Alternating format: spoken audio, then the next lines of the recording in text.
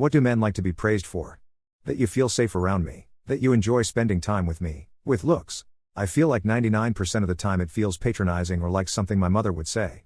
I think most guys are sexualized far less than they would like. So a vulgar compliment would be appreciated. I also think a lot of times, a compliment on a piece of clothing is a nice gesture. With work, I work very hard, and am very good at my job. So when people compliment my work, it's kind of just like, yeah, I know. But like with how people want to work with me, or how well I manage those underneath me.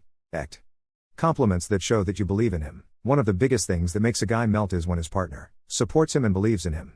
This is one of the most consistent things that I heard from my male readers when I went to them regarding writing this article. One of my clients said, when she says any variation of "I believe in you," I feel like a superhero who can achieve anything. Examples: you've accomplished so much in your life already. / I'm sure you'll continue to go on to do many more great things. / you'll make the most of any situation that comes your way. / I believe in you. I love how driven you are. Don't ever really need praise per se. From a woman it would be nice to hear just, "Hey, thanks for fixing the mailbox lid. Squeaky door. Lawnmower." Or, "I know I nag about dishes, but thanks for providing so we have food to make those dirty dishes." Or, "I still find it attractive that you're so into something Hess passionate about. Hey, if we weren't married I'd still be chasing you. You're a great man." Not necessarily praise. Just ignoring small conflicts any couple have and reassuring that everything's good. Especially when it doesn't even need to be said. What is the dumbest controversy of the last 10 years? Sony hack. On November 24, 2014, a red skeleton showed up on computer screens across the United States operations of Sony Pictures Entertainment. Hackers calling themselves Guardians of Peace had infiltrated the company's networks and claimed to have stolen 100 terabytes of data. Vaccines. It used to be normal to lose at least some of your kids to childhood illnesses. And vaccines changed all that. It's one of the best things science has ever done for humanity. Now we have people that won't get shots for themselves or their kids. And measles outbreaks are getting more common. Trans people have been known about for over 50 years. But now all of a sudden it's a huge issue. Right about the same time working class people are reaching a breaking point over stagnant wages and skyrocketing costs of living. Funny that. I have a friend that just came out as gay. Well, he didn't really come out as it. He posted a thing on Instagram doing a funny dance with a guy and a caption that said #boyfriend goals, and his mother found it. She's now 100% convinced Hess gay because of the COVID booster shot he got a few weeks ago.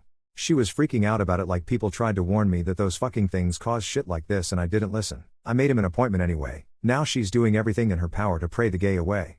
That's all she can do since Hess an adult and she can't do something crazy like send him to conversion therapy or something. The fact no one can make up their mind about eggs. 1 year. It's the egg white that's bad. Another year. It's the yolk that's bad but the egg white is good. Then the next year. It's no, everything about the egg is bad. So cook it a specific way to make it healthier. I just want everyone to make up their minds and let me eat my eggs in peace. What are your careers? Have you ever regretted going for that specific career? My first career was as a software tester. I learned I'm not big on office culture and the work was mind-numbingly boring. My second career was teaching. I did that for a long time.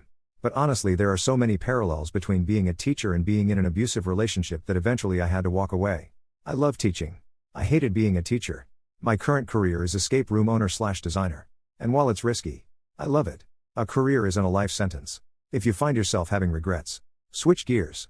I'm about to start residency in family medicine, so going to be a family doctor. It's been a really long road to get here. And still have 3 more years of training with long, stressful hours.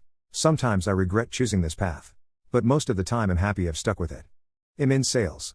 It was something that kind of came naturally to me since I'm very social and like talking to people. Also, there is very few women in my field and I'm almost exclusively selling to men and I use that to my advantage. I've never regretted it as I make good money and have been promoted several times and now have a team under me who I mentor to be the best salesperson they can be. I love my job and the company I work for. They give me the freedom to do what I want to get the sale. Tax accountant.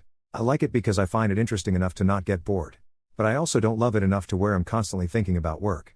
It pays well so I can live on my own and have fun money for hobbies. However, the busy seasons, total 4 to 6 months out of the year, are brutal with 55 plus work days and it's very sedentary. I sometimes don't know how some of the firm partners who are 60 plus years old are still doing it at their age. What are Republicans/Democrats act? They are the two guys spit roasting America, high-fiving each other the whole time.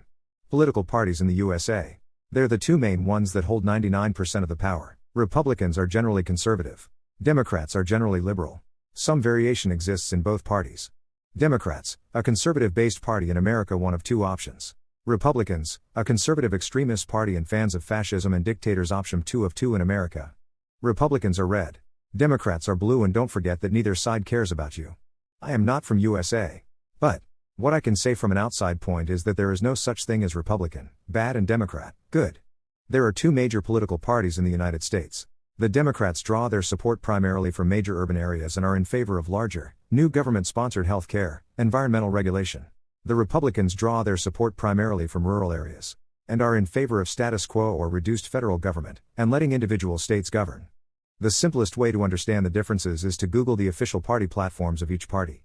This is their goals/wish list for when they have power. And will tell you everything you need to know.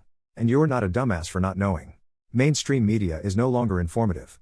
Since they are all about clicks. Asking questions is how we learn. Curiosity is a good thing.